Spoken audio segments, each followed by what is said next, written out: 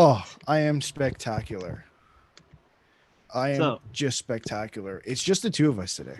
I know it's kind of weird. Hope Adam is okay and all is good. But today it's just going to be the two of us. I don't think we've ever done this before. It's always been you and Adam, or but me and my frequent guest appearances. But I'm happy that it's been pretty full time this summer, Yeah. despite the Listen, situations. we have another voice. If you haven't noticed, Adam and I are a little biased to our teams. So you are the voice that we have been waiting for. I don't know. Um, You guys always say that like I'm the voice. I don't know. Adam say the voice of reason or balance, but I don't know. I mentioned John Gibson quite a bit. Come on. Okay, you know what? Okay. Let's just get started. Okay. Let's Okay. get started. We're gonna get a couple things out of the way before the fun begins for me.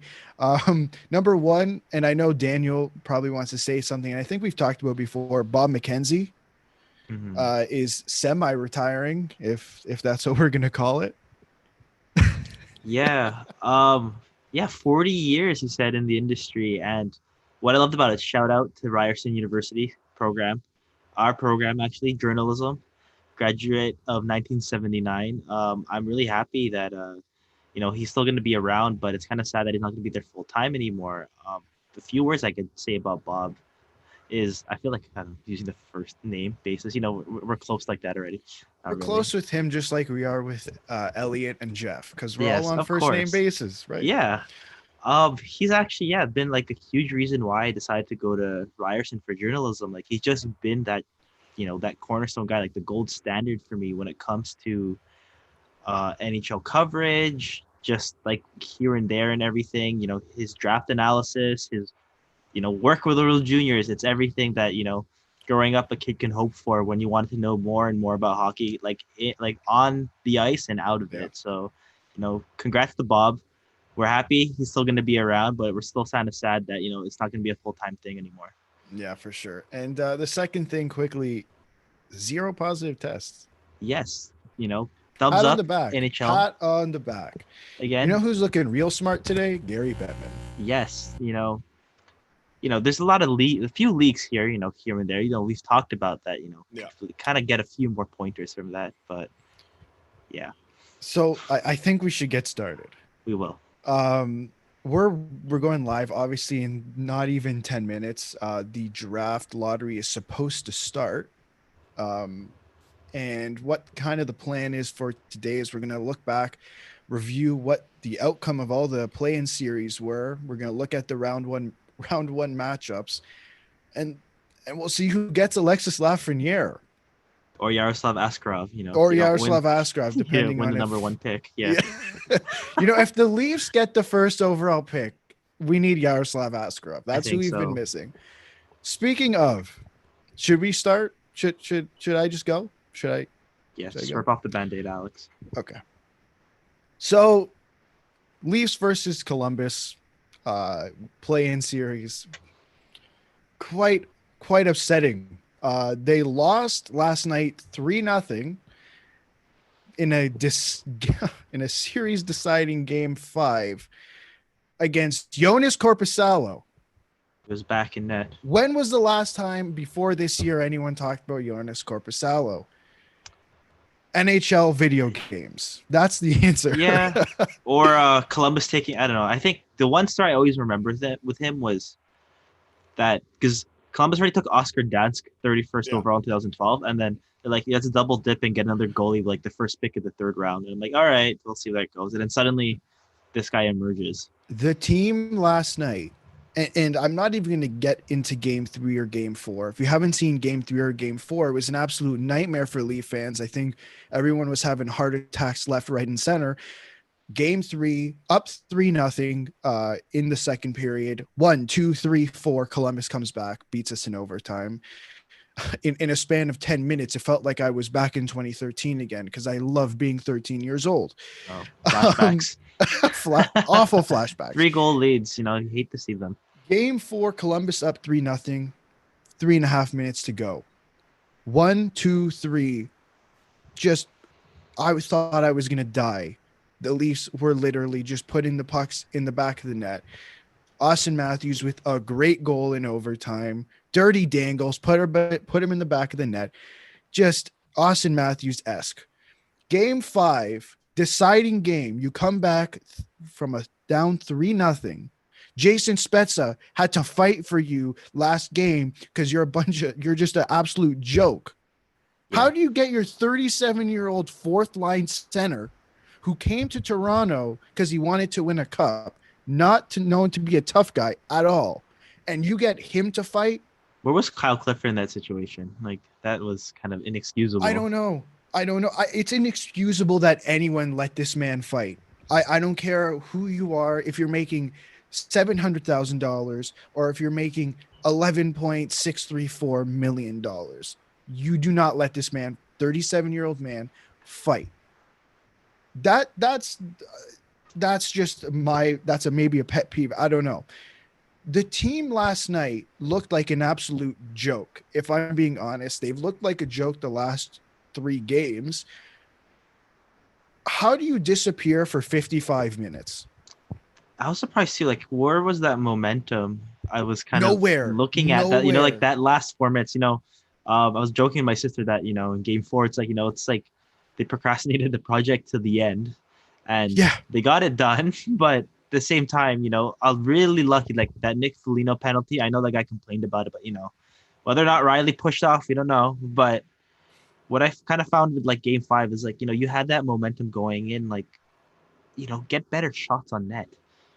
They're throwing pucks on net like the guy's a single A goalie. What is like you're playing in the NHL? You're playing in the NHL, the best hockey league in the world, and you're throwing pucks on net like for fun, doing Mm-hmm. absolutely nothing. The whole point. And I had an issue with the first line last night, in terms of I don't think they should have been together from the start. I think that the issue started. I think last night Keefe made 2 errors, taking out Nick Robertson and putting in Andreas Janssen, who hasn't played since February.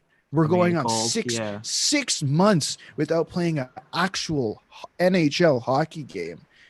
And yeah, I get Nick Robertson didn't have the best game 4 or the best game of the best game 3 either, but you're really going to put in Andreas Janssen, who's coming off a knee injury, who's pretty much been injured the entire season. If anything, his value's at an all-time low, and you're going to put him in a deciding game.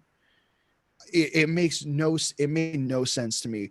The second thing for me was that first line. I understand it's a great line. It's the nuclear line, as the Leaf fans are calling it.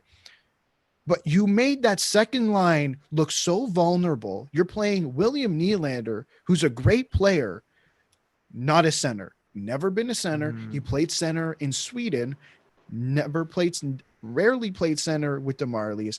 And when he played center with the Leafs, it's not his game. It's not his game. And when you put him in that situation, he fails. And we sit here, like Leaf fans sit here all surprised that he's Yeah. failed. And they're saying, we need to do this, we need to do that. No, play William Nylander on the wing. He looked great with John Tavares for part of the year, and he's looked great with Austin Matthews for the last 3 seasons. Yeah, I kind of agree. That was kind of like a blunder on Sheldon Keefe's part that, I guess you try to be innovative with these lines, but it's these things where it's like, you kind of have to go with what's tried and true. Like that, I agree. The Janssen thing, I love the guy, but he really should have just not played in an elimination game. Nick Robertson did not look bad. Like I know, like he's 18. I love that he had that first goal, but like those last 2 games, he has been kind of like invisible. But that's Yeah. something that you're gonna expect that he's not gonna have that same level of consistency. But same thing, I'd rather go with the speedy, consistent young winger who scored in the series than someone who's been, coming in cold after 6 months. Second thing too, yeah, like stacking that first line was pretty bad idea. I think the way Columbus is built in terms of like their structure, if we're gonna go to them now, it's just like that defensive line. It's so deep that once you neutralize that first line, it's just it was kind of slim pickings for the Leafs by that point. they couldn't do anything. I felt, and this was game one, and we talked about it, I think, an episode or two ago on the podcast. The Toronto Maple Leafs, it felt like when they got in the zone, they couldn't do anything with it because, again, they're throwing pucks and looking for rebounds.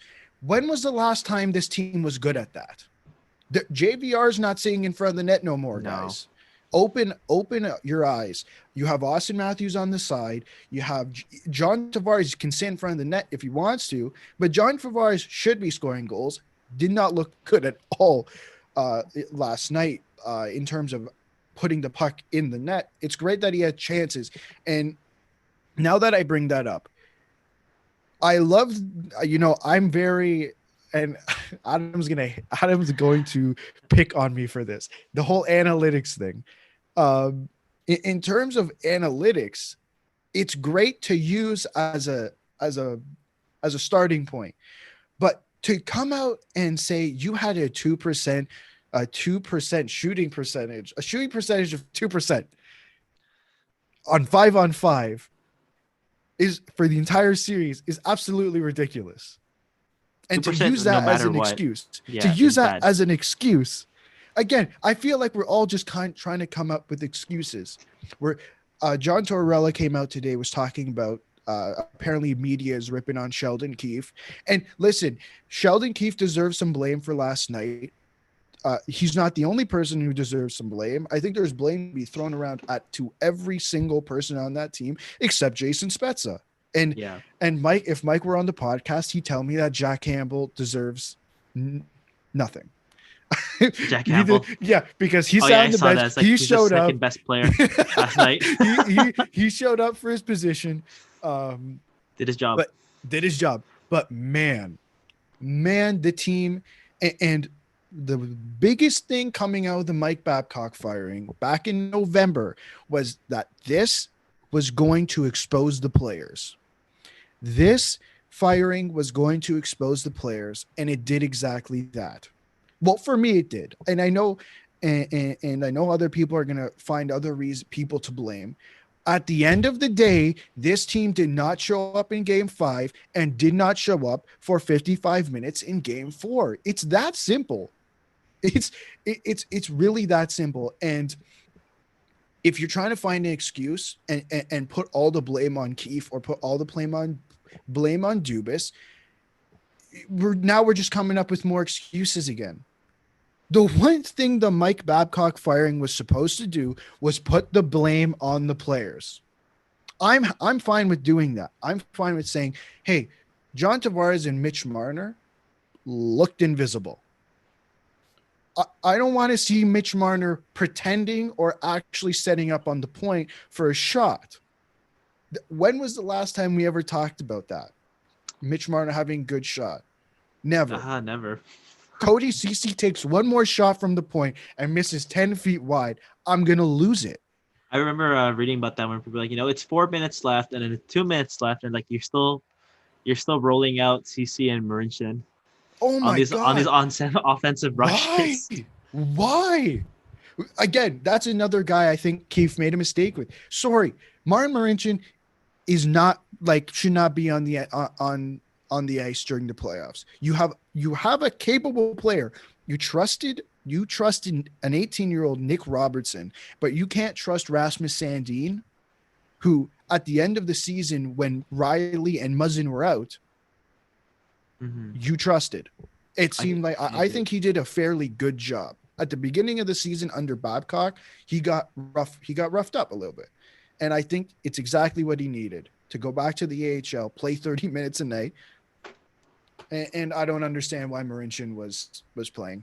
Personally, I feel the same way. Like, I don't think Marincin, we're going to talk about his advanced numbers, but I kind of felt that I could have taken out Cody Ceci and put Rasmus in there. I know the right-hand shot balance, but it's just kind of something where if it's not working this way, and, if you're going to try the Janssen thing, why not try tweaking the defense as well? I would have taken out, in my opinion, I would have taken out Cody Ceci and Martin Marincin, and I would have rather tried Rasmus Sandin and Timothy Liljegren, who's never played an NHL playoff game in their life. as the bottom pairing? Like, or would As you the mix it bottom up? pairing, Yeah, yeah, like you'd have to make something up. We can try Travis Dermott on the right, like we've been talking about for I for don't how like long? Yeah, for how long. We don't even need to do that. It's a top four: Riley, Dermott, and you put Dermott with Barry, and you put Riley with Hall. Let's see what Riley and Hall looks like. I'd like to see that if I'm being honest here, but we're sure. not. Why We're not? You not know what I going to mean? see it. Try I it. mean, Like we we should can't try it. we Yeah, can't try it now. It's too late. yeah. There's always next season. And listen, I'd like to give Keith some credit because he did actually try things. If the one of the things that most Leaf fans didn't like about Mike Babcock is he wasn't willing to try things. I mean, we didn't see Kyle Clifford on a rush with the last minute. Thinking of the Patrick Marlowe, is that Patrick what you're thinking? Marleau or the Yeah. Freddie Gauthier taking on offensive face-offs in Game 7 against the Bruins. Now, since it's just the two of us and Adam's not here to stop me from talking about the Leafs, I'm going to ask you about what do the Leafs have to do? And I know next time Adam's on, we're probably going to talk about it again, but what what do the Leafs have to do? You know what? I'm like at a loss right now. Like we've had this discussion last year too, where it's just like, we need that change of culture. And it's like, all right, you're giving you the opportunities. Mike Babcock is gone. The type of players they kind of have there, like that those skill based like guys. You get Sheldon Keefe, ideal system, and now you know, it's just like you're just cycling through these things, not thinking, we need to improve overall. Like I think a lot of people are calling on the Leafs to kind of say, let's do that huge swing for the fences kind of thing, and let's let's try to fix this thing and move on, on some of these like on some of the money. But will that really change anything either? Like, No. I'll see this way. Like one question that is always brought up is, are you going to trade William Nylander? And if you trade William Nylander, yes, you're going to get something back, like, a pretty good package, maybe another good player, maybe a defenseman, something that they need, like someone with term. But at the same time, like that core of forwards that you're going to rely on, the Tavares, the Matthews, the Marner, it's still going to be there. They're still going to be leading your team. I think the change starts there with, we've given you the money, we've given you the years, we give you the opportunities. Do you want to just be these type of guys that, you're great regular season guys, but, do you want to be remembered as, cup champions? The only way that this reputation changes that right now this group of four has an extremely tarnished reputation. I For agree. Yeah. 3 seasons, we've gone to uh, game seven, and this year game 5, and you've managed to screw up in all of them. I, unless you win the cup, this has been established for me. This has been established because the whole point you brought John Tavares in, that gives you the 1-2 punch. And then you had Kadri at the time. Now you have Alex Kerfoot, and that's a 1-2-3. And it seems like they haven't figured it out. So I think there's two things. I think number one, yeah, you have to make a trade. You have to fix the defense, but the defense isn't. It's a big issue, but I think another big issue for this team is their mentality. Mm-hmm. What I see in Jason Spezza, I do not see in any other player on this team. The He has way the I heart. saw it, Jason Spezza competed for 60 minutes. He competed every single minute. I felt I did not see any other player do that. No, Like, yes, like Austin, when they were disappearing, Austin Matthews, he did show up. I'm not going to sit here and say he didn't show up, but yeah, I agree. Like he had a pretty good series. It's just not all the pieces kind of fell together there. Like, yeah, with Tavares, I really feel that like I agree with like the whole Spezza thing. Like, you know, Spezza also being a captain, also being like, he was a great center all-star in his past before. I feel like when Tavares, like there's that pressure on him to be like, let's elevate things, let's change the mentality, and let's, win a series. But same thing with him. Like he had a lot of costly mistakes. of course, he's the more I think about it, he's the guy I think I would have rather had.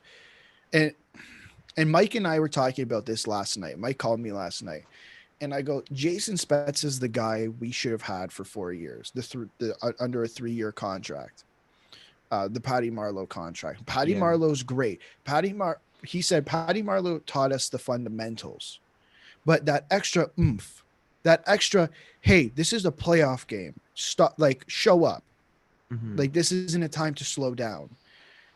And I feel like watching Jason Spezza over the last 5 games, I've seen something different in him than I did see in Patrick Marleau.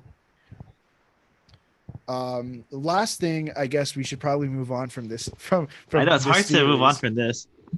There's so much to say. I'm probably missing something, but one last thing, I think we finally have to sit down and actually have the discussion about Frederick Anderson. Um, I had given him so many opportunities. Like, like that second goal, and I think that really sunk the Leafs last night. That second goal again. This is not the first time we've seen something like this. it was so Last year, deflating. Yeah. last year, it's very similar goal went in, and that's just. And I hate saying it because I do love Freddie. Right, Freddie's been here for this is his 4th year, and is he clutch? I think that's the word people have been using. Is Freddie clutch? Now, during the regular season, I think he's been pretty darn good. I mean, with the exception of his maybe October and early November numbers. But when it comes to the playoffs and especially those series deciding games, I feel like we've just been lacking. That's where we've been lacking. Like it is in his past, like, we've talked about the Ducks where he's had that success in the playoffs. He's made it to the conference finals. But I think it's something Adam kind of mentioned too, where it's like, you already had that tailor-made like defensive core that, had the left-right balance. You had the Josh Manson, the Hampus Lindholm, the Cam Fowlers, these guys who are kind of like bred into the system, and they already played that like collapsing game in front of him. Is that something you think has kind of, I guess, made him look better in the postseason than he has Yeah. been with the Leafs? Yeah, and the question is, if the Leafs had a better defense, would I don't think it's about, and this is my opinion, I don't think it's about his numbers. I think at the end of the day, like this series, he had like a 941 save percentage. But when it came down to it, you let in a goal like the second one you let in last night. It's a big it's a big game, man. Like you can't make those type of mistakes in a game 7, or in this case, I guess a game 5. And it's the second year in a row he's done that. And we know game 7 2 years ago, it wasn't fun. And I believe he's definitely below 500 in terms of uh, series clinching games. Yeah, I So think yeah, we all love Freddie, yeah, but I think it's just and he's been solid, but when he makes those mistakes, they're never small ones. yes, They're pretty bad ones. Like that Liam Foudy goal that was so deflating. Like Zach Werenski, that's excusable, I guess. Like, that was a laser from the blue line, but yeah. the Liam Foudy one, it just, oh my gosh. And quickly, and I think they're about to do the draft lottery Mm-hmm. quite soon. Gary Bettman's talking right now. Let's give credit to Columbus. I think it's Yeah. very fair. They played. I mean, the Leafs. From watching it, the Leafs felt to me like the Leafs dominated a lot of periods, but what the Leafs couldn't do was capitalize. And Columbus capitalized. Columbus capitalized on the Leafs. When the Leafs broke down, Columbus came back. The Leafs couldn't do that at all. Yeah, like I think they were able to hold down the fort, I think, with the Leafs and the amount of shots they were getting. Like the Leafs were getting their chances, just Columbus every single time, they let a shot, they'll let the Leafs get here and there, get into the zone, and then suddenly they get their own chances. And it just, I felt like there was more coordination Yeah. in a way. Like they really did play the team game a lot better, in my opinion. With the exception of game 2, the Columbus Blue Jackets had Toronto playing Columbus's game, and Mm-hmm. that's what won Columbus the series. it's like a war of attrition. Like, how long can your defense last? Yeah. And Okay. it's like matching Yeah. it up. Any last words about Toronto and Columbus? Uh, I guess good luck to Pierre-Luc Dubois and company. Yeah. And yes, They're back to going back against the Lightning. playing against the Lightning. And again, if they're gonna have if Tampa's out with without Stamkos and Hedman, that's a tough series for Columbus. And I think we saw for Tampa, we saw that last year, missing Hedman and Kucherov obviously being suspended for a game. But those guys, Tampa must have a fire under their ass. John Cooper must be drenched in sweat right now, thinking about he has to play Columbus again. Yeah, But we'll see. What do you think about it's to that be matchup? different. Ooh, that one. I think Columbus takes that. Really? Yeah, I think Columbus takes it. They have the momentum. Tampa's pretty banged up, and I don't. It's something about the Blue Jackets this year. It's just I know it's just against like it was that Leafs series, but just something about like they're more of a cohesive unit without like Matt Duchene or I guess Panarin complements any team, but even Right. without him, it's like it's great. And like their goaltending, we've always talked about Bob, but if you could have Mers Lincolns or Corpusalo come in at any time for you, then they're pretty set. Does this have anything to do with you picking John Tortorella as your Jack Adams? I don't know, maybe, but at the same time too, like I don't know. But big props to him for standing up for Sheldon Keefe. I really For appreciated sure. seeing that today. For sure. Okay. I'm not entirely sure what they're doing on the TV screen. They're opening a briefcase. There's 8 balls. So I know it's so fancy. They're going to put it in the machine. And I guess we're gonna find out. I guess they're doing it live. That is just in case. They're doing this just in case one of Edmonton, Pittsburgh, or Toronto get it. Mm-hmm. Because if it's gonna be an absolute nightmare if one of those team gets it. So I guess we should start. Let's start with. I hate saying it. I hate saying it. And I know as soon as Adam comes back on the podcast, we're never going to hear the end of this. I know. Adam, if you're listening, I love you, but I love you, Adam.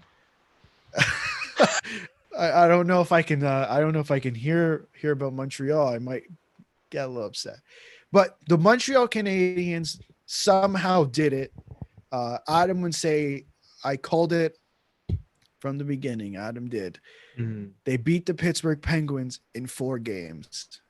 Daniel, what the hell went wrong? I don't know. I think TSN perfectly with their video 2 days ago perfectly summed it up. Montreal slays the Giants, and I agree. They did what they needed to do. Sportsnet, Andrew Berkshire, what he talked about was the spotlight has to go to Carey Price with this. Like he was absolute lights out. We've talked about it with Adam. Yeah. That is Carey Price the best goalie in the world again, and I think so. Based on what I've seen, based on the amount of time he's been able to recover, honestly, the quality that's been in front of him, who's not named Shea Weber, or Jeff Petrie, or Jeff Petrie, yeah, gotta give credit to that guy too. Yeah, I think he's the best goalie, and he could really carry them. They're not as a cohesive unit as I'll say Columbus, who's be able to kind of like get a lot of quality out of like a lot of guys, a lot of role players, but Montreal's definitely a team to follow. I think they could take Philly. Personally. Really? Yes, I think what they proved with the Penguins, they could, what they proved against Crosby and Malkin, they could prove against Couturier and Giroux. The best 2-way forward in the league, Sean Couturier. I know. We're gonna talk about that. Yeah, Philip Deneau, Sean Couturier. We could. That's gonna be a compare matchup. them. Yeah, that's gonna be a matchup. And Adam would probably say that Philip Deneau edges Sean Couturier, but I really do think Sean Couturier, and we talked about it a couple episodes ago, took that next step this year. So. And he really did. Adam, the Carter Hart versus Carey Price storyline. It's current Carey Price versus the second coming of Carey Price. It's new Canada versus old Canada. That's what we're going with, or that's Yeah, my headline. I think so. Yeah, that'd be a great article. A great headline you could just add there. Oh God, that's going to be an interesting series. But let's quickly before we move on. I think they're about to do they're going to spin the machine Mhm. or something. But Matt Murray, I can't defend Matt Murray anymore. No, trade him. Who the hell is going to want Matt Murray? I don't know. Is Like, it Detroit? You think Detroit wants it? I mean, they'll take a flyer on it. Like the amount of draft picks they have in the coming years. Like, okay, what's a comparable for like Matt Murray? Like a second and a mid tier prospect at this point? I I don't know, don't or even just a know. second. Oh, I don't know if it's a second. They, oh my God, let's pause the Montreal conversation Yeah, because for they're sure. about to do Sorry, the Adam. bubble. We'll go more So into it soon. we're definitely gonna get back to it, Adam. Don't worry. Oh my God, this is incredible. If one of those three teams I mentioned before, Pittsburgh, Edmonton, or Toronto, get this pick, hockey Twitter is gonna be a nightmare. Yeah, for sure. Oh, the ball's up. The ball is up. It's the New York Rangers. Mike is going to be is Oh my oh my God. god. If this is for the first overall pick, I don't have the volume on. Oh, Roberto Luongo just tweeted that Rangers ball looked pretty heavy, a Oh little my heavy. God. Uh, Mike's gonna send me a text message. Mike's gonna God damn it. The Rangers. Wow. Oh, that's so uneventful. I know that's so like it's kind Come of on. deflating. Come on, NHL, rig this thing. You wanted Pittsburgh to get that pick. You know it. You know it. Wow. They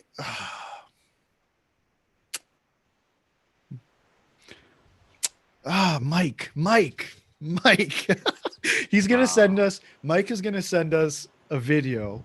It's probably gonna be nasty because Probably. he's at work right now. Um, listen, you get swept by the Carolina Hurricanes and you get Alexis Lafreniere. Not bad. You know what I mean? Not Not bad bad. at all. I don't think. Listen, I don't think Jeff Gorin or David Quinn were expecting to even make the playoffs this year.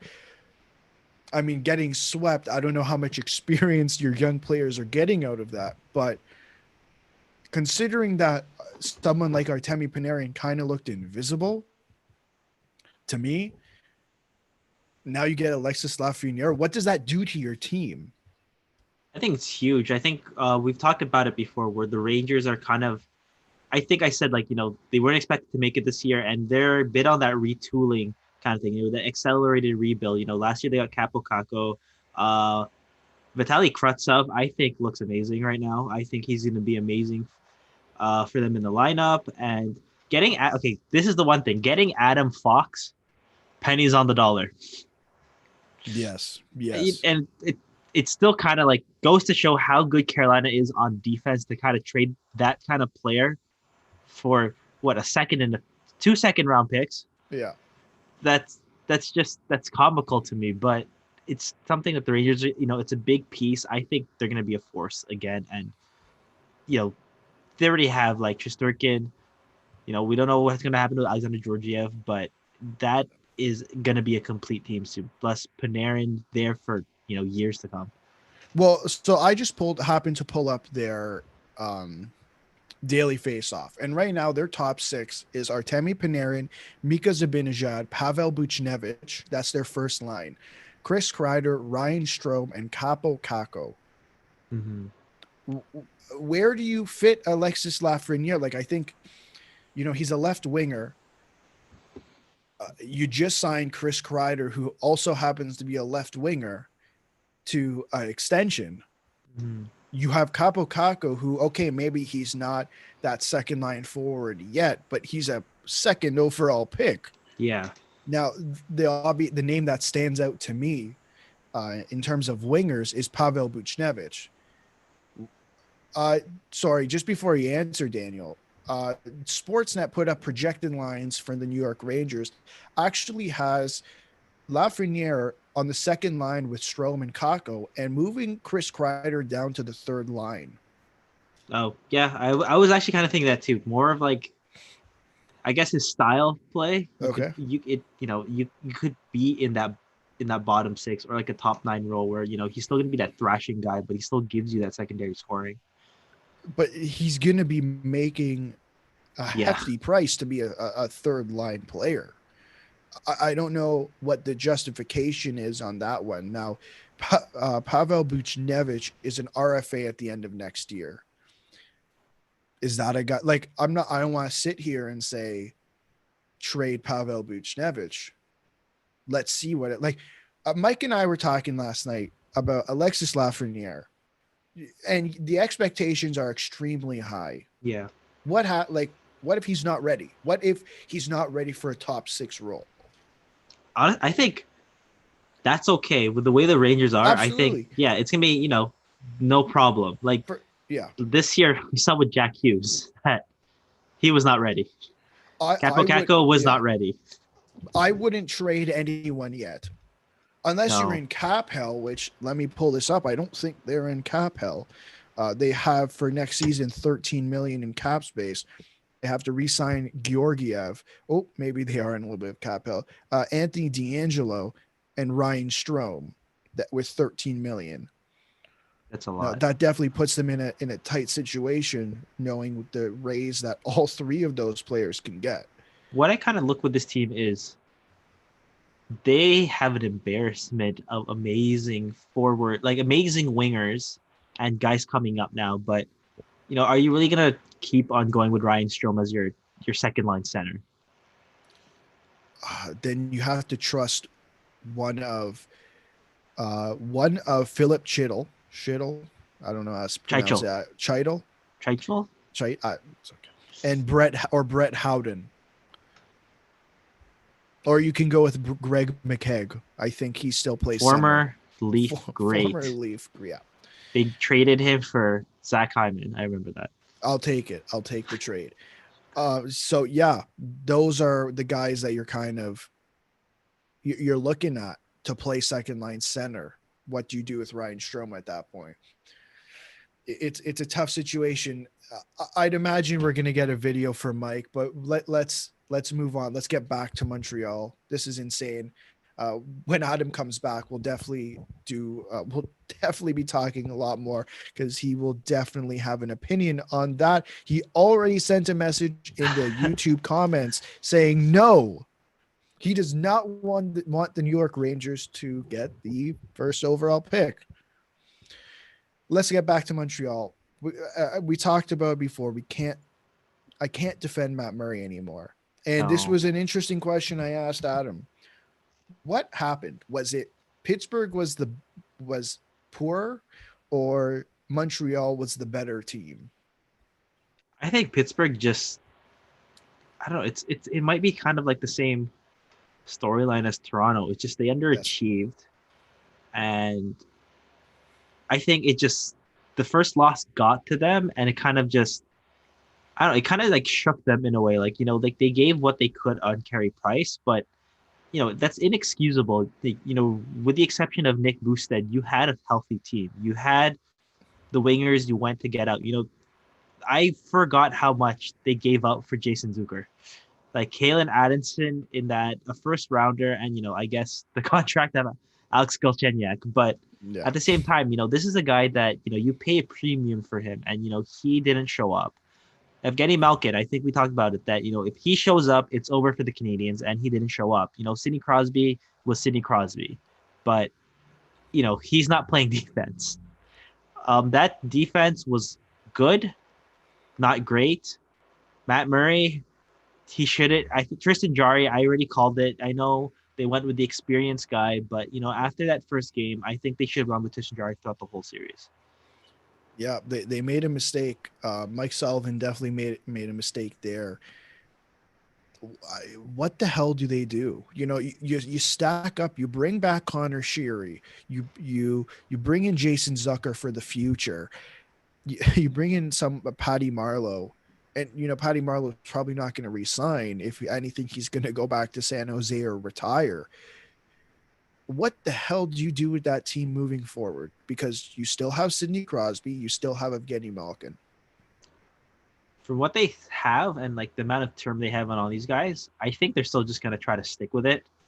To be honest, I think they don't really have a lot of movement, freedom in the movement in any movement to do anything. And I guess what are they gonna do with Jack Johnson? Like I always forget how much term he has. Like we talked about how he was kind of the reason they lost Game 4 Right. and Game 3, I think. And I don't know what they're gonna do with that. Like that was really a bad signing. And the way the Pittsburgh Penguins are kind of set up to be, like Brandon Tanev, I think he's been an excellent fit for the Penguins. But at the same time, too, when you look at what their lineup and what they were rolling out there, this guy's getting 3.5 and he's playing on your fourth line. Hey, everyone criticized that deal as soon as that was made. Yeah, or And we were all on board with that. yeah, or one thing I didn't like was, you weren't really getting the same success you wanted. Like, the Gensel, Crosby, Sheary line. It reminded me of when not Ray Shero, that was the GM. Dan Bilesma, when he was coaching the Penguins, they were getting dominated in 2013 by the Boston Bruins in the conference finals. Crosby was being bullied out there, and he was still rolling out that Pascal Dupuis, Chris Kunitz, Crosby line. When you could have had someone like a Ginla, or you should have someone like James Neal, that could get in front of the net. Someone could actually have some sandpaper, Right. on that top line to kind of tilt something in your favor. Not just keep going. Let's try that again. After we had like two chances on Carey Price. We didn't get close, but let's try that cycle again. And it's the same. I think it's the same storyline. Whether it's Dan Bilesma or Mike Sullivan this time. It's going to be interesting to see what they do in the offseason. Obviously, a big guy who's going to be a free agent is Justin Schultz, and that guy was playing with Jack Johnson. I think we've talked about before. I don't see them re-signing Justin Schultz. That we'll see moving forward. You said the Canadians would beat Philadelphia. I'm a believer. Is that what your prediction? I think I'm a believer now. Yes, not just because of Adam, but I think I'm a believer. I think the Canadians are having that. They have a bit of a swagger right now. They know they could be that Dragon Slayer. The Canadians proved me wrong once, and they can 100% prove me wrong again, and they proved everyone wrong. But I have to go with my Jack Adams winner, Alain Vigneault, and the Philadelphia Flyers. I saw that coming. You saw that coming. Yes. Now let's move on. Now we're done with the Leafs and the Blue Jackets. Let's get on to the rest of them. We'll go through them. Islanders and Panthers, everyone's favorite series. The Islanders edged out. Well, not really edged out. They beat the Florida Panthers. Everyone's favorite goalie, Sergei Bobrovsky. I mean, we talked about it. I think you guys were like, it was an okay save. But, that was a great save he made. Despite losing 5-1, that was a great save in the second period. Hey, it's great he made one save. Oh. But, and I think you brought this up too. Hey, his save percentage was better than his regular season. Yeah, it was at 9.905. It was at like under 900. Come on. It's the little victories. Now, I think the biggest thing to come out of this series for Florida wasn't actually anything to do with on ice. It was what happened right after the game. All the rumors started spreading. Dale Talon's going to be fired as general manager for the second time with this team. I guess what legacy do you think he leaves? Panthers, mixed bag. Horrible contracts. Sergei Bobrovsky at $70 million. Traded Vincent Trocheck at the deadline. I think that was I was looking at it today. That was his last big move, like his last trade as a general manager. That trade confused me until I found out that he needed to shed $10 million in salary. You know who happens to make $10 million? Sergei Bobrovsky. Okay. Yeah. Last summer, he brings in Brett Connolly and Noel Acciari. I believe, let's see. Let me pull this up. Noel Acciari, pointless in 4 games. Brett Connolly, pointless in 4 games. And I get it. They're not the point getters for this team. But Mm-hmm. I mean, Aaron Ekblad, another guy, pointless. Ugh. It's just guys that I thought like, they had that experience that they would perform, just they didn't do it. I think like they got caught up with like the Islanders system. Um I don't know, the Islanders just look better out there. Just Florida just it's they have those guys. They have the Huberdeau, they have the Barkov, and then Yeah. everything else just kind of feels like you know, we put it together, we signed these guys like good enough, let's get out there. It didn't seem like there was any cohesion with let's see how we could fit this team identity. Because really, like, what is their team identity? I'm just thinking, thought Who about that. Well, Florida's yeah, what is their team identity? outscore how many goals Sergei Bobrovsky lets in. Yeah, That's so what their team and they didn't do that. yeah, they didn't get their 7-6 wins. Five players put the puck in the net.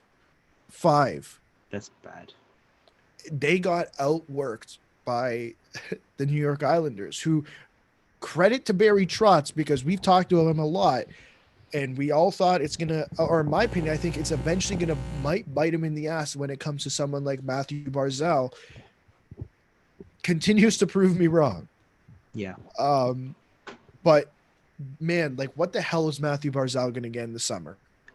That's the question. We're gonna be having the same conversation until whatever free agency is. Like, there's always those people that that say like he's a franchise guy, give him all the money he wants.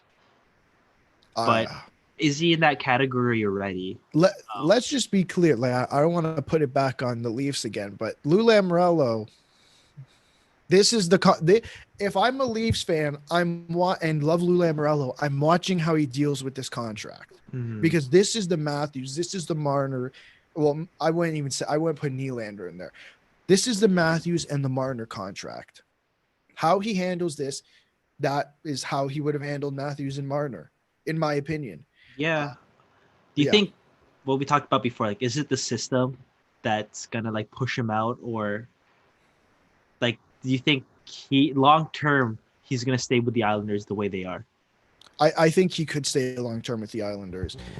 I think it's going to get to a point where Barry Trotz is going to have to let him score, because there's going to be a team who might outplay them.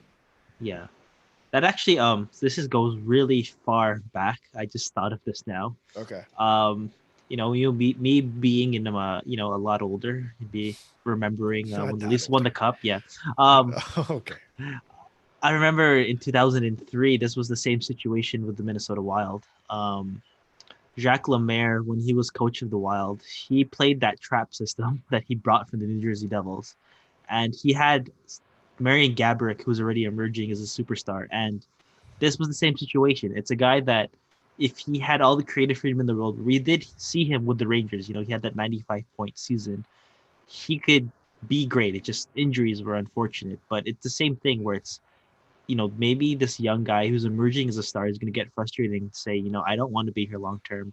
I don't want to play this system. I don't want to just get by. I want to be on a team that can score.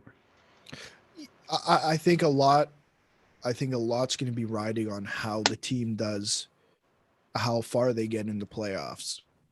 Because if they're just getting first or second round performances, right? Last year, I think they made it to the second round before getting swept. That might say, hey, like, if that's all we're doing, let me go to a team, unleash the beast, Matthew Barzal, that we saw in year 1. I think he does end up staying, unless someone throws an offer sheet. And if Adam were here right now, he'd probably say, hey, Montreal is going to throw Matthew Barzal an offer sheet. I don't know if that would actually happen, but we can definitely go with it. Now, the Islanders' next opponent is an interesting one. The Washington Capitals, Barry Trotz's former team, where he won the cup and then left. Yeah, it's a great storyline. We've talked about, like, before, where I think what Adam had mentioned was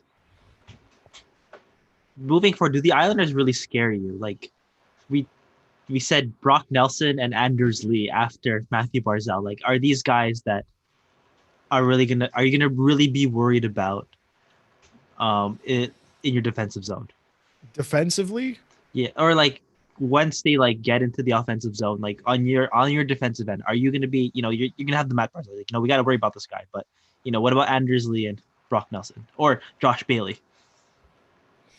it's gonna be tough to see how, because those are two, like Washington is a very tough team. You look at how Mm-hmm. the style they play, whereas New York is very defensive. So if New York can keep up with the toughness, it's a going to be a damn good series. Mm-hmm. Um, I don't. Do you think Obi has one more in him to, or not one I think he more, has but I more mean than one more. more than one more? But do you think he has this season? Do the Capitals have that championship color on them He right now? he's he Ovi hasn't played hockey for 4.5 months. It's not like he's walking into the playoffs injured. He should be 100% healthy. They brought in Ilya Kovalchuk. Um, that Habs and great. Habs Ilya Kovalchuk. legend for like Yes, 2 months, 3 months. Ilya Kovalchuk. Ilya Kovalchuk, but I think he does. I think he does. I think they do edge out. I think Tom Wilson is a lot to handle, and okay, Leo Komarov, uh, Matt Martin, and Tom Kuhnackel, or Cal Clutterbuck. I don't know who's playing on the fourth line anymore. I don't think those are enough for Tom Wilson, because Tom Wilson is playing so much higher in the lineup. Like he is capable of a top six role because he can play with the puck. And if you really want to go match up your fourth line with one of their top two lines, good luck with that. I don't know if I mean Barry Trotz might do that, and he could prove me wrong. He's an NHL head coach. I'm sitting here doing a live podcast, right? So Don't sell yourself short, Alex. listen, I don't know what they're gonna do, but it'll be interesting to see. What's your prediction for the series? I think Washington takes it. I'd have to agree with you. I don't see. I see New York edging them out. I think Washington, they should be 100%. Their guys are healthy, and we'll go from there. I'll give them Next, 6 games. 6 games. 6 games. Okay. We were gonna save this for last, but let's just finish up all the Eastern matchups first. We talked about the Rangers and the Hurricanes last episode, so if you want to hear us talk about that, go listen to the last episode of the podcast. Let's talk about the Hurricanes and the Bruins, which will be round one. I don't know. I'm excited for that one. That is kind of, I don't. It's interesting. Like I feel like Carolina, like at full strength, these are both championship caliber teams. But Yeah. Carolina's kind of on a high right now. Boston, it's pretty rough out there right now with them. I like to see what Boston looks like game one. That's really going to set my views on Boston, because I don't know how much to take from these round robin games. The players really pushed for having some type of meaningful hockey, and it looks like no one cares out there. Yeah. So, and Adam would say, I have no sympathy for these players. Next time they complain about the playoffs, I don't want to hear it from them. And I'd Yeah. have to agree with them. Like, if you begged and said we need legitimate games, but you wanted to make sure that we still had a top 4 seed, this is what you got, and now you don't care. This is your problem. Hmm. I think with this, I don't know. It's gonna be an interesting matchup. What I'm thinking right now is going to be everybody who's an NHL fan who's not from Boston against the Bruins. Yes. Everyone, I don't know. Yes. That's how I'm seeing this. I mean, you could say for any team, but I think Carolina's just so lovable. They Just are. from everything they do to how they build their team. Like we talked about, like, what is identity? We look at the Hurricanes like, yeah, this is this is their They have identity. Justin Williams who actually cares. Yeah, he's That, actually and it looks like it spreads to the rest of the team. for sure. The biggest thing is for me is Dougie Hamilton, and he didn't play in the first round. I think he re-aggravated an injury, but they're saying he could come back for the first round of the playoffs, and that would be huge. And not only because he's a good player, but that's a hell of a rivalry right there. You get traded from Boston for whatever reason, then you get, I don't remember why. Then you get traded from Calgary because you went to a museum or something. Mm-hmm. But we That have to look back on that trade. Not only did they get Zachary Sayenshin with that pick, okay, they also got two more picks, Jeremy Lazon and our favorite 2-on-1 podcast guy, oh Jakob Jake for backer Jacob Carlson. Forbaska Now, Carlson. if you want to go back even farther, we can do that too. The original pick was from the freaking Toronto Maple Leafs trading for Phil Kessel. Listen, I love you, Phil Kessel. I love Phil Kessel. I nothing, he could do nothing wrong. Damn it, Brian Burke, Tyler Seguin, and Dougie Hamilton. I love Brian Burke on Sportsnet as my Leafs general manager, not so much. If Adam was here, he's like, "Of course you made this about the Leafs." Hey, I know I'm we really didn't even good. we didn't talk about Jake Gardner, James Reimer yet. That's why all the Leaf fans are cheering for the Hurricanes. I Jake know. Gardner and James Reimer and Jake Gardner, who happened to finally win a series in Scotiabank Arena. We're proud of them. But Boston, the way they match up, you got the perfection line, and then you got that second line of DeBrusk, Krejci, and Charlie Coyle. Those are two tough lines to go against. Do you think that Carolina's defense can handle that? I think they're just gonna have to kind of get used to like that. These guys are kind of even bigger bullies. Like, I love Charlie Coyle's game. I've mentioned it before, where he's that perfect balance of, I don't know, he's like a young Patrick Hornquist in a way, but he scores more consistently, I think. Or Charlie Coyle, he's more versatile. That he could play on the wing, he could be that center guy, but he's definitely someone that really complements Boston's style a lot, where they're going to have that brawn, but they're also going to have that skill. So I think that's what the Hurricanes are going to have to balance out, that they're going to have to go through these two types of lines and try to figure out, all right, how are we going to isolate them? Right. The perfect thing, that perfection line, I don't know how they're going to go around that. Yeah, I think that's going to be the most difficult matchup for them. Now we should probably move on, because I know we're running out of time here. We got about 45 minutes or so. Let's get to the too West. Much Leafs info that we're bringing it up. We have to. We've never had this before. Gotta cut out my Leaf content. Let's start with the all Canadian matchup. The Flames beating out the Jets to the surprise of most people. I think we talked about it on the podcast. We had just gotten the Matthew Tkachuk had taken out both Mark Scheifele and Patrick Laine. That ruined the team. Yeah, I think at that point, the Jets were kind of done. We love Andrew Cobb on the show, but you're not a first-line center. I'm sorry. What I kind of felt with that is the Flames finally did show up, but it was kind of like a low-hanging fruit. The Jets were banged up. They had that. Okay, what was kind of insult to injury for me was that that defense was already so vulnerable, and then you see what happens to Tucker Pullman. We wish him the best, but everything, and it just wasn't their year. But Connor Hellebuyck, he looked human out there, but he still played pretty well for what was given to him in front. If I'm Artemi Panarin or Connor Hellebuyck, I'm glad the voting is done. Artemi Panarin looked invisible in my opinion, and Connor Hellebuyck looked human, which is the issue. How about the Flames? Like the Flames, they were pretty good. Like the guys we all thought who should have been, who we all expected not to show up, it felt like they showed up. Sean Monahan, 6 points. Johnny Gaudreau, 3 points and 2 goals. Elias Lindholm. Another 3 points for him too. The biggest name of them all, Milan Lucic, went a point per game. 2011, Milan is back.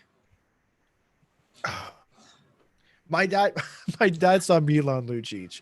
He's like, that guy's still playing. You just forget, like he's actually been there a while. Like I know it was only 2006 draft, but he's been there. Was he the guy that ignited the Flames? Or like he had that playoff experience. Don't even say it. He was the Daniel. missing piece. Don't say it on Milan Lucic. Don't say Milan Lucic changed everything. I'm gonna have to disagree with you on that one. But the biggest thing one of the biggest things for Calgary is they got goaltending. Yeah, I was surprised. Cam Talbot played all 4 games. I really thought, David Riddick. I thought he ran away. Big save, Dave. No more. I know. Cam Talbot, I don't know. He came back to his early Rangers first year in Edmonton type of play. That you'd love to see him come back to form for that because he's been bouncing around. He was kind of a scapegoat in Edmonton for quite some time, saying, this is the reason why. This is why. That is true. How now the Flames are gonna play the Dallas Stars in round 1. That is going to be interesting. I think they're 2 teams that have a lot to prove that with their current core, they haven't done much. That is true. That is true. And you add Joe Pavelski. And Corey Perry. Okay. And Corey Perry. Okay. Yes. Fine. Well, I'll include Corey Perry in that. But you add Joe Pavelski specifically, and he started the season not very well. He looked 35 out there this year. Even if you throw $7 million at him, he looked 35 there. He looked 35. He looked 35. Okay. But what happens when these 2 teams face off? I think it's gonna go down to who's gonna have more chances and how are they gonna complete their chances with the guys they're given. I look at Dallas and it's sad for me to see Jamie Benn, how he's been playing the last couple of years. Just yes, it really leaves Tyler Seguin out there to kind of be I'm gonna carry this team. Oh yeah, and Adam would say Jamie Benn's overrated. What is he making, 9.5? Or am I going insane? I think so, and I'll search it up. I'll search how much Jamie. He's getting quite a bit of money. He's getting more than he deserves. Is that what we're gonna? It worked out the first few years of the contract, but just I don't know what. Once he hit 30, it just okay. That's not good. $9.5 million for 5 more years, and he's 31. I know he's your captain and all, and he plays that 2-way game that we all love. But how do you do that?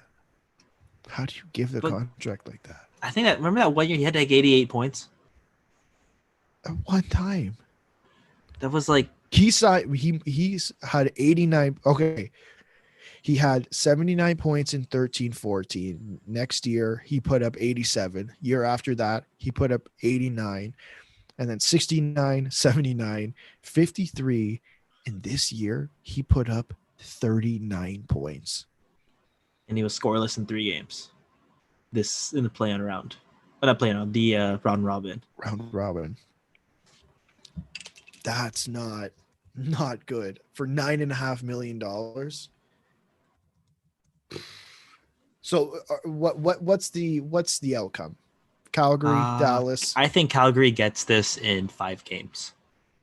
5 games, really? I look at this team they have Radulov, they have Rup Hintz, and yeah. I know Denny Gurianov. I mean, good guy, yeah, John good Klingberg, guy Jason yeah. Dickinson, but bad guy Corey Perry. Oh, what? I'd say that. You still love the guy. Yeah, of course, I mean, of I know course. it's surprising. I didn't go for Dallas in this. I went for Calgary in this, despite Perry's presence. But I think they're not going to be like blowout. Like they're going to be close games. I think it's just with the way Dallas forwards are. I think like they could probably carve out one win. But Okay, I think Calgary takes this in 5 games. okay. We have 3 more left. The Vancouver Canucks defeat the Minnesota Wild. In my opinion, this was not surprising at all. No, I think like people were thinking, oh no, what's happening with the Canucks in game 1? And then suddenly, you know, they reawakened in a way. I mean, we had Harbin Dial on a couple months ago. He pretty much convinced me that Quinn Hughes should be the Calder winner. Yeah, and he's that, too good at that. Like, how did he convince us like this? I'm thinking that now too. Like, I was a Cale Makar guy the whole year. And that Vancouver could make a potential run in the playoffs. Only man. Again, we're talking about this again. Like, only if Adam was here. Like, this is the same series in 2010. The Penguins just won the cup, 2009, and they're facing against the Montreal Canadiens, the young underdog team with a 23-year-old Carey Price. I feel it's the same way with Vancouver, how they are right now. Like, they're the underdog, but they could really upset them. They could. Sorry, who could they could upset? I think who? the Canucks they could upset the Blues. You think so? I think so. Really? I mean, they're gonna have to get spectacular goaltending from Markstrom, which I know he can give. Like we saw during the regular season. In terms of points, like Quinn Hughes, 6 points, Bo Horvat 4, Pedersen 4, Tanev 4, Besser 3, Tanner Pearson with 3 points, and JT Miller with 3 points as well. The guys are putting up points, and if that momentum continues, which I think we can, I'm very confident in saying Hughes, Horvat, and Pedersen that will continue. We'll have to see with Brock Besser. I'd imagine it continues with him as well, but you never know. That could be a very interesting series, and it all gets tied together with Markstrom. I think so. And I think like the way the Canucks are built, like they have a few guys that have been to the finals before. Like, Chris Tanev was there when he was a bit of a youngster in 2011. And then, we have Jay Beagle, he won it with Washington. They have a good mix of their up and comers and, I don't know if Quinn Hughes is an up and comer, he's already all-star material, but they have what it takes to kind of make a run, I think. For sure. I think they could upset St. Louis. I love St. Louis. I love Jordan Binnington. But I think this is going to be fun. This is going to be a really fun series. Yeah. It's going to be a series to watch. For sure. I mean, Adam might say otherwise because I think he just doesn't like Vancouver. All right. We talked a lot about if the Canucks could upset, but do you believe the Blues could repeat this year? I don't know. I just think there's teams that could just come out and just dominate, and one of those guys, and I think we'll eventually get to them in a little bit, is the Vegas Golden Knights. That team looks strong on paper. I believe they got the first. They actually looked like they cared. So that's a good start. And the Carolina Hurricanes are on absolute fire. After beating the Rangers in 3, we'll have to see what they do against the Bruins, because that will be a real good matchup to see how good Carolina actually is and how good Rod Brind'Amour is. Mm-hmm. Next on the list. Oh, quick! You said St. Louis was going to win. I guess we should do our predictions. I think it's going to go to Game 7, and St. Louis takes it. But there's potential for an upset. I thought you just told me Vancouver was going to win. What is this? I think, the logic in me is like St. Louis, but I think, I don't know. I don't know. You just love to see the underdog, the young underdog that could upset. Like I'll saw say a lot of those. Yeah, I think this goes to Game 7, and I know the cop out was like it goes to overtime or something, and One of them wins. I need an answer. I We think can't move experience on. St. Louis. Like I think it's they're not tired. They didn't have the Stanley Cup hangover. They had a few months to kind of rest up. For sure. I think St. Louis, it's going to be a series. I don't know if it actually gets to 7 games, but I do think St. Louis edges Vancouver. I think, again, the experience playing in those games, you look at Vancouver's lineup. Yeah, okay, you got Jay Beagle. You got Chris Tanev, who was quite young when he in 2011. Oh, Alex Edler, we forgot to mention him. Okay, Alex. Alex Edler. Yeah. Yes. The other guy. Okay, do you want? Should we mention Louis Erickson? If you want. Is Louis Erickson part of that? Kind of. Okay, 2 more. We're gonna save the best one for last. So let's just go for probably one of them. The one, this does not come to a surprise. The Coyotes beat the Nashville Predators. The guys who actually needed to show up showed up. The John Chaika legacy continues. Oh, hey, let's not bring up John. I mean, the Chaika. on ice performance. That's a touchy subject. No, but the on ice performance, yeah, like what he's brought in. I mean, there's 4 players who went there's 4 players who went point per game: Keller, Hall, Ekman Larson, and Phil Kessel. The guys who needed to show up showed up, and they got goaltending. Yeah, right. I think that. I mean, good. Darcy Kemper is back. Non-injured Darcy Kemper is back. I might correct with that. He's always been good, but yeah. And in terms of guys who maybe I expected to put something up, Jacob Chikrin didn't put up a point, but I'm not too worried. Not worried about that one. Seems like the guys are kind of back. They're going to play the Avalanche in round 1, and that is just going to be swarm after swarm of offense. It's kind of interesting. It's one of the most interesting teams in the Avalanche that we talked about coming into the play-in round versus a team that came out of a series that we were like, oh, this is going to be a boring series with Nashville and Arizona. So, it's a good balance. But suddenly Arizona gets more entertaining now. Yeah, because it looks like they care. Yeah. And they're playing on, and Adam would say they're playing on good ice. It's the ice that matters. It's the ice that matters. Whatever's going on in Arizona, the ice might be a little too soft. But yeah, that's going to be an interesting matchup in terms of, can these guys still produce? Because we know when it comes down to it, Nathan MacKinnon, Mikko Rantanen, Gabriel Landeskog, Nazem Kadri, Cale Makar, those guys are going to show up. They will. I think are the guys they're too good. I don't know. We're like fanboys of that team. We love the Avalanche. Like Nathan MacKinnon is our Hart Trophy. Like consensus. I think that was the only consensus pick we had. Yeah, I'm surprised Adam hasn't commented Nathan MacKinnon for MVP or Lady Bing. No, we don't talk about the Lady Bing. No, we're talking about Lady Bing. We don't know what that. We don't know what that award's actually for. Okay. So okay. Are we good on saying Colorado is going to win this series? Yeah, I think 4 games. I think it's a sweep. 4 games. I think it's a sweep. I don't know. You don't think Darcy Kemper will steal them a game or 2? No.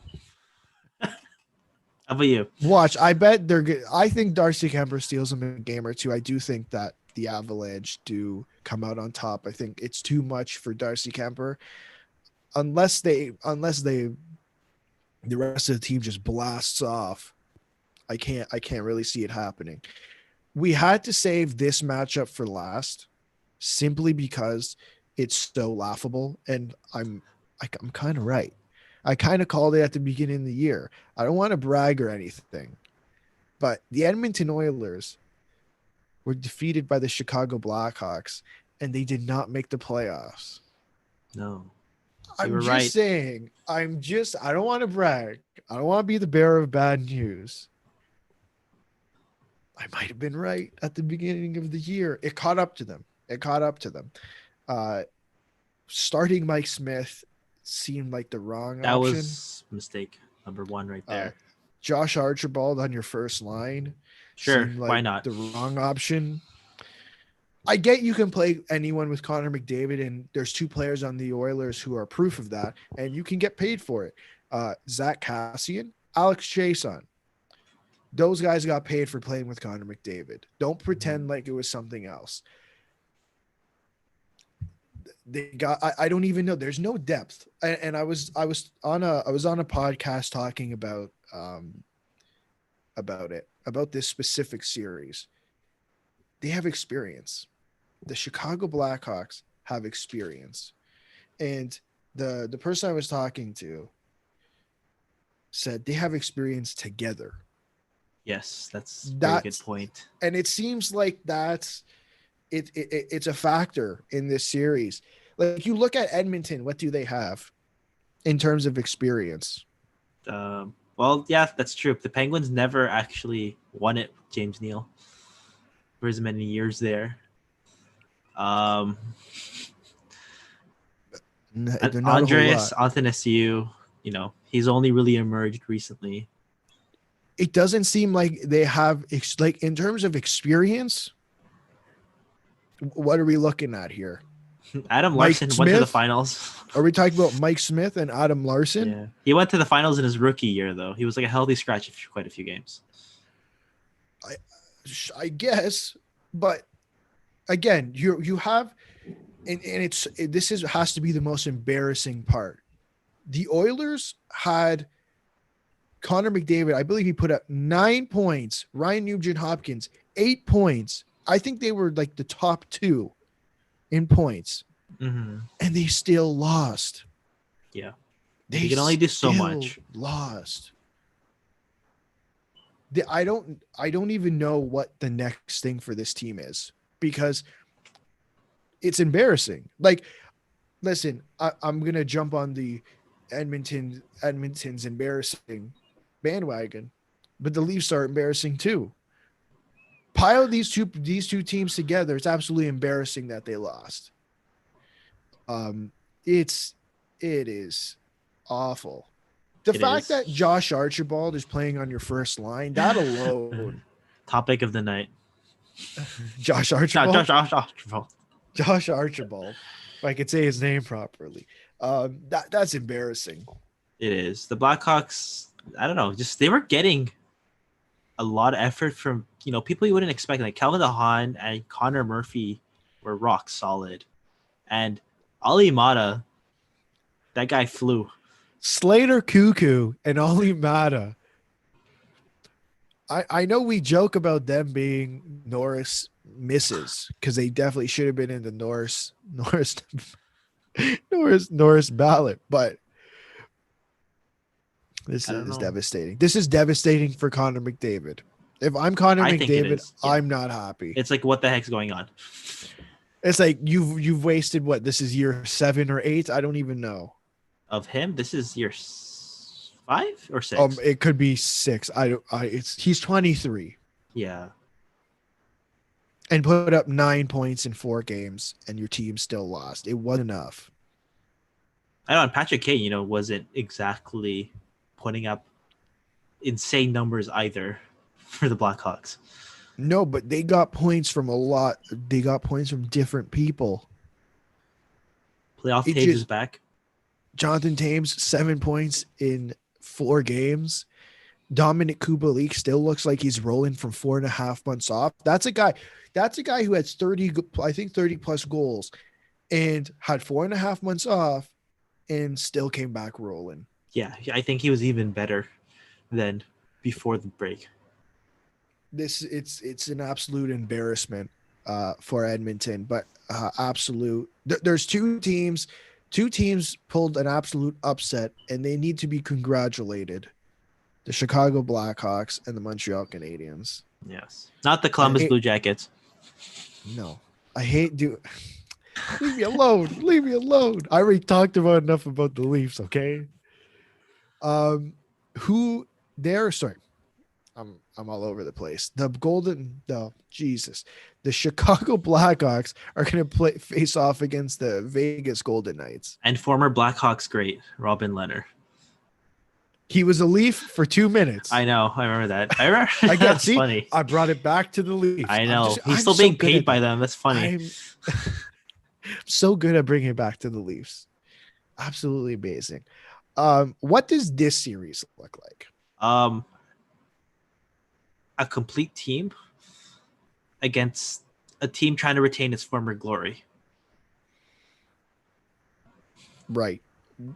And I think what Vegas has that maybe Chicago doesn't, because I think Chicago has a very good first and second line, but the farther down you go, same with their defense, they have a very good, like I think Duncan Keith, and I think Duncan Keith's playing with, I'll find out, but they have depth. Vegas has depth. Yeah. And that's what I think is going to win them the series. I think it's going to be a goaltending battle between Crawford and one of Leonard or Fleury. Mm-hmm. I don't know. I want to see Fleury, but it's okay. See, they're in such an interesting situation because they have Fleury and they have Leonard. So if Leonard has a poor game, they can go right to Fleury if they want to, and vice versa. Duncan Keith is playing with Adam Botquist, so I think I can argue that's a good, that's solid, a solid first pairing. But and then it young kind and of old. goes, it kind of goes down from there, and I think that's where they're going to get beat because that first and second line, okay, but when you're playing Vegas. Right now, I don't know why Chandler Steve. I guess Pacioretty's day to day. That's what Daily Faceoff says. Let's just assume he's playing. Pacioretty, Carlson Stone is your first line. Marchessault, Stastny, and Riley Smith is your second line. Like those are two very good. Mm-hmm. That's a very good top six. And your third line is Nick Cousins, Nicholas Roy, and Alex Tuck. I don't think there's a lot of complaints there. No, and then you get they to could score. That line could definitely score as well. And then you get murdered by your fourth line in William Carrier, Thomas Nosek, and the beast Ryan Reeves.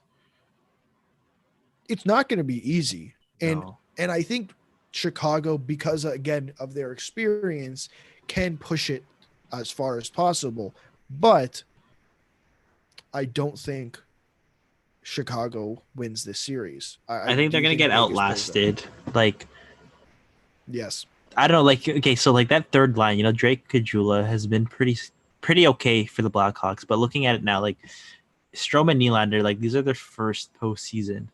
Right. This is gonna be their first postseason. These are guys that I still believe in the potential of Dylan Strome, but like they're highly volatile prospects that either they're gonna show up and show, this is the reason why we went in the top 10, or they're just gonna be completely invisible again. Yeah, we'll definitely see. What do you think, quickly before we wrap things up, what do you think the outcome of this series is? Vegas in 4 or 5, but Okay. if Chicago plays above what they expected, like they did against Edmonton, I think 5 or 6. Like the Golden Knights take it. Of course. Okay, before we go, Mike sent me the video of his reaction. It's like 30 seconds long. Let's see what he has to say. All right. Can you see it? I can see it. How about now? Yep. Awesome. Can you hear it? No. Damn it. Thought I was good at this. Okay. No problem. Now let's work on this out. The air. Technical. We're gonna work this out yes. on the air. Share computer sound. That's what I was missing. The first selection in the 2020 NHL Draft belongs to the New York Rangers. Wow, there it is. The New York Rangers have won the 2020 I'm not mad with that. Draft Lottery. I'm okay with that. So take a look at the big board. The question has been answered. The number 1 overall pick in this year's draft Please don't deserve it. to the New York Rangers. Kill myself. The Rangers rebuilding efforts NHL's gonna make so much money off New York. Great trades and the addition LGR, let's go Rangers. But they've also used the That's draft sick, actually. I'm okay with that. That was Mike's reaction. Thank you, Mike, for the clip. Yeah. Back to us. Thanks, Mike. Yeah. that's Mike's gonna come on within the next episode or two to definitely talk about what's going on with the year. That rebuild That is was that a rebuild? I don't know. Don't You know know. what the rebuild was. They did something in the last 2 years. It was a retool. Something. I mean, I don't want to make fun of Montreal, but I'm just saying. No. I'm just bringing it up. Do you have anything else to add? I didn't even think of the Rangers, to be honest, coming into this. I wish I prepped myself more. 12%, 12.5% is still a lot. You have a 12.5% chance of getting Lafreniere, but you have an 87.5% chance of not getting Alexis Lafreniere. Yeah. That's the way I put it. So all the Leaf fans who said, "Hey, we have a 12.5% chance of getting Lafreniere," congratulations, you got what you want. We didn't get Lafreniere though. Yeah. Okay, if the Leafs got him, what would you feel? We're gonna do that. That's what we're gonna do. We're gonna do that. Do I guess to end it. Yeah. Okay. We'll go back to Leafs. With Adam not on the podcast, it's all guns blazing with the Leafs. It's gonna turn into a Leafs podcast. Listen, I'm devastated by what the hell I just saw over the last 3 games from the Leafs. Would I be happy they got Lafreniere? Yes, because it's another good player to put on this team. But man, that still doesn't fix the issue. No, which is their mentality. The player's mentality. Something needs to change. Steve Dangle says it. The answer is in the room. And when you watch them play, those 3.5 minutes where it looked like they wanted to win, it's there. It's there. That mentality is there. How the hell do you get them to keep that mentality for 60 minutes? Show them that you can't do that stuff. Trade someone. And I think we've talked about on the podcast, one of Janssen Kerfoot, or I think now with the flat cap, 2 of Janssen Kerfoot or Kapanen could be on their way out. And I think with the way they played, I think one of the big boys could be gone. Yeah. It's interesting. I bring that up. Back in February, Zach Bogosian just got I don't remember exactly. His contract, I think, was terminated. Oh yeah, because he didn't want to report to Rochester. Yeah, and the Leafs were apparently one of the teams in on him, and the Leafs went ahead and lost to an emergency backup goalie. If you want to see my reaction to that, scroll down a little bit on YouTube or on the podcast page. You will most definitely figure out which one it is. And Kyle Dubas pulled out of that deal. And obviously he ended up going to Tampa. Would that have changed things? No. But I think that gives me hope that, I think Kyle Dubas knows kind of what he's doing. I mean, he's an NHL GM. Like I said before, I'm sitting here doing a podcast. I could just make predictions. I don't actually know what goes on. I want to see Kyle Dubas make an actual move. I think the Kadri experiment, or the Tyson Barrie experiment, was a big fat F in terms of grades. I think even the Kerfoot one, it's not a fail, but I couldn't give it more than a B for sure. I don't think you're very generous with that. Yeah, like C plus. I think I don't think you can even touch the B's if I'm being honest, because he had a good, I think he looked good in the post season to play the 5 play-in round games as a third line center, but having to move him back and forth between left wing or winger and center didn't seem like it did him any good. So it's a long road for the Leafs off season. They don't have their first round pick. I don't think they have It's going to go 13th or 14th, I believe they said, with the Leafs not winning the lottery. Yeah, but it goes to Carolina because it's only top 10 protected. The second round pick this year, I believe, goes to LA through the Jack Campbell Kyle Clifford deal. Oh, yes. They got some decisions to make. What the hell is Riley? And I think that's the question we've been asking ourselves, or I've been asking myself for the last at least 2 years. Is Riley I think he's a top 4D. Can he play on the right side? If not, gone. Sorry. I hate to be like that. So blunt there. We have Riley and Muzzin. If Riley and Muzzin don't want to play on the left side or they're not good at it, your top 4 is locked up. Even someone like Rasmus Sandin, I don't know at what point Jake Muzzin starts regressing, but I believe Rasmus Sandin will be getting better. I hope so. I think you will. Good kid. Listen, they have some room to move around, not in terms of in cap space, in terms of players they have. Like, it feels like we all completely forgot about Alex Barabanov and Mikko Lehtinen to see what they do. Experience, low cost. It gives them reinforcements are coming in. Exactly. It gives them room to say if we want to move and if we want to move Janssen or Kapanen, we can slot in Nick Robertson. I think Nick Robertson deserves a spot on the third line next year. I think so too. He's shown. He's ready. Again, and this is I hate the fact that this is an actual rule because it seems so stupid.